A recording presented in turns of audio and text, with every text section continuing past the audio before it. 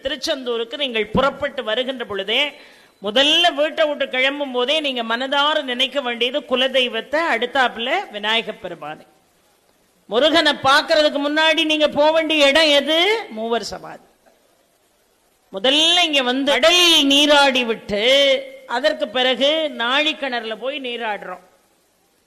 ஆனால் பழமையான நூல்கள் என்ன சொல்கிறது என்பதையும் நான் சொல்லிடுறேன். இப்ப நம்மகிட்ட இருக்கக்கூடிய பழக்க வழக்கம் நேர கடல்ல போய் குளிப்போம், கடல்ல குளிச்சுட்டு நாழிக்கிணறுல குளிச்சுட்டு சுவாமியை பார்க்க வருவோம். காலத்தில் நம்முடைய மூதாதையர்கள் எல்லாம் என்ன செஞ்சிருக்காங்கன்னா, முதல்ல நாழிக்கிணத்துல குளிச்சுட்டு அதுக்கப்புறம் தான் கடல்ல நீராடுவாங்க.